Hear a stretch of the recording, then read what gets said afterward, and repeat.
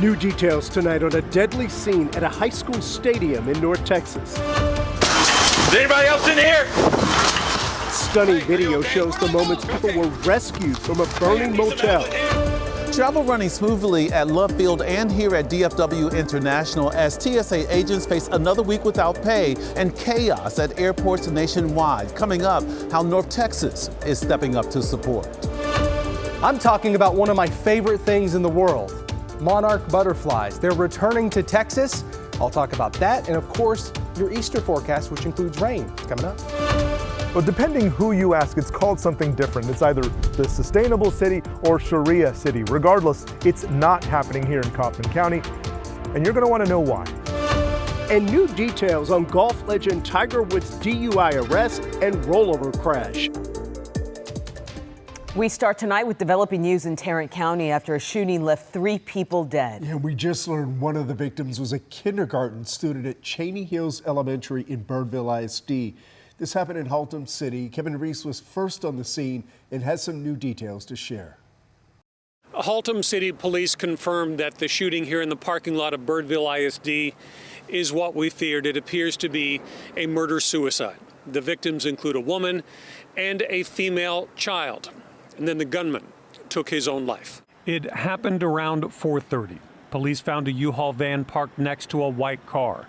We witnessed a body on the ground on each side of that car. Haltom City Police say a female victim was rushed to the hospital but did not survive. The victims on the ground then were the other female victim and the male shooter. Medics tried to save him but could not. Police don't know why it happened at this location, but they believe the shooter arrived in that U-Haul van. They definitely know each other, and we believe they have some kind of family relationship, but narrowing down the exact details of that is a little bit early still, and we want to be respectful of their families. That's a shocking thing, actually. Like, I'm shocked. That's why I keep to see why all the police, all the helicopters, and all the news, you know, it's very shocking.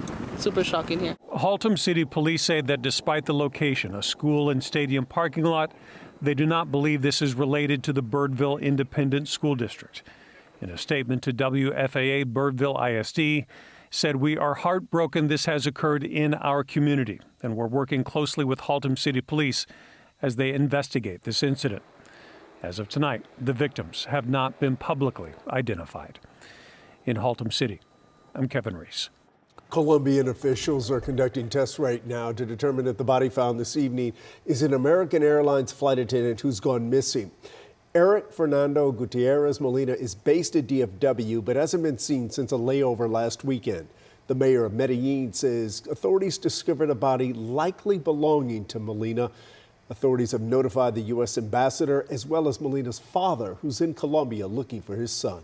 Want to get to a live look in downtown Dallas. The cold front has arrived. Let's get to Jesse Hawila for a look at your weekend forecast. It has, and it's been a pretty chilly afternoon and now evening here in North Texas, down to 56 degrees at WFAA, north winds at 15. Fort Worth, you're in the middle 50s as well. Winds still on the gusty side, and I expect it to be pretty breezy for the next several hours, a little bit better by daybreak tomorrow. And cooler, couple sprinkles, some low-hanging clouds. In fact, I'll go back to our Fort Worth game. You see, here's some low clouds and just some drizzle, a couple sprinkles, a light shower here or there. That's in the forecast for the rest of tonight. Pretty inconsequential rain. Saturday, we start off with clouds, a little bit of sun for the late day, but it's a pretty cool day. Highs only in the low 60s tomorrow afternoon. East winds 5 to 15. Then the warmth just rushes back in. By Sunday, we're back in the 80s. South winds 15 to 25, so it's a pretty breezy Sunday. A lot of sunshine in the forecast on Sunday with high temperatures back in the 80s. Close to 90 before next week is over. Rain chances return. The full details are coming up. All right, here's a live look from Capitol Hill where the House is voting to fund the Department of Homeland Security until May 22nd. Even if that passes, the bill needs Senate approval, and senators have already left town for Easter recess. Meantime, travelers are stuck dealing with long security lines at some airports. Look at this time lapse of the TSA line at Houston's Bush Intercontinental today. One traveler waited 2.5 hours to get through security. TSA workers missed their third paycheck today while call-out rates have increased, leading to those long lines. But today, President Trump signed an order to pay TSA employees. Here's Scoop Jefferson. Here at DFW Airport, travelers keep moving thanks to TSA agents despite another week without pay, and some getting help from a local food bank. And for some TSA workers trying to make ends meet, more good news. TSA free that way. Unlike major airports around the country, once more, check your boarding passes. DFW passengers are experiencing smoother travel, all while TSA agents here and nationwide see another week without pay. The impact real. We'll run out of money too. We're probably thinking May, we'd really be in trouble. To help with their troubles, free food from the Tarrant area and North Texas food banks for TSA employees and their families. After missing a month, sometimes a month and a half of pay, that it'll take time for employees, TSA workers, and their families to bounce back. Even with no paychecks, as DFW and Love Field TSA agents help other airports. Some of my colleagues, reached out and said, hey, I'm going to Houston to help out. A possible glimmer of hope on Capitol Hill as President Trump signed an order to pay TSA employees. Don't let this short-term problem become a long-term issue. Reporting at DFW Airport, I'm Scoop Jefferson. At least 10 American troops have been wounded tonight after an attack by Iran. A missile and several drones struck an airbase in Saudi Arabia right outside the capital of Riyadh, and 2 U.S. service members suffered serious injuries. The airstrikes also damaged several refueling aircraft. Several families are looking for a place to stay after a fire broke out at a motel in White Settlement. Police body cam video shows the chaotic scene yesterday at the Studio 6 on West Freeway as officers scanned each room looking for people who needed help.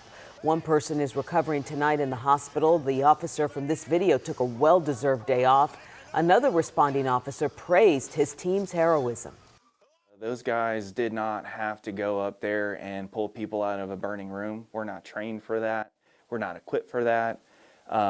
They made those choices on their own, and I admire them greatly for doing that. A lot of people at that motel used the space for temporary housing tonight. The power is cut off, and they are searching for a permanent place to relocate.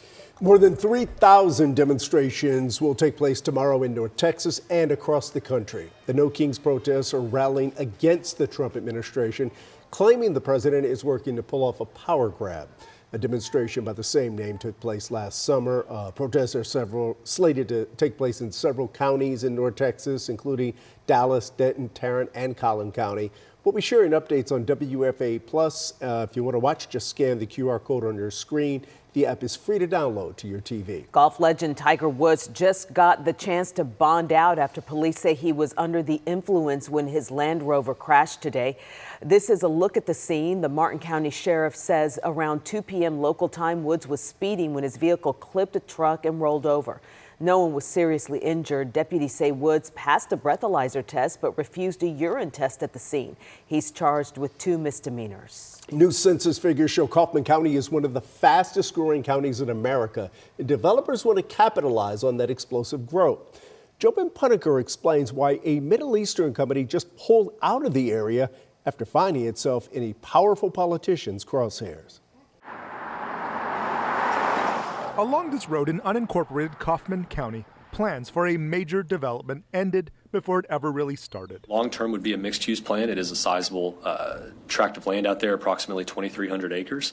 But again, no finalized plans or plats at this time. A developer based out of Dubai wanted to build an AI-driven city called the Sustainable City, an all-in-one self-sufficient world. We first heard about it publicly in February. No land was bought, no decisions came before the county. By March, the project was off. Attorney General Ken Paxton, who is in a Senate runoff with Senator John Cornyn, labeled it the Sharia city and vowed an investigation. I'm glad to see the developers of this Sharia city in Kaufman County have ceased their operations following my office's investigation. You may remember Paxton took a similar approach to another master plan community called the Meadows in Collin and Hunt counties. I think this reeks of political desperation. I don't think it's anything more or less than that. U.S. Congressman from the area, Lance Gooden, is taking credit for the Kaufman project dying too. I spoke with them directly and advised them to step back and reconsider whether this was the right time and fit for their property. Sources tell WFAA it wasn't investigations or backlash that ended this project, only that Kaufman County was, quote, not the right fit. The Sustainable City is actively looking for other locations in the U.S. A statement reads, "Recent characterizations of the project are inaccurate and do not reflect the nature, intent, or structure of the Sustainable City model." In an odd way, it works out for all sides, but not without strong feelings. It was all talk and ultimately no traction. In Kaufman County, I'm Jobin Punnekar.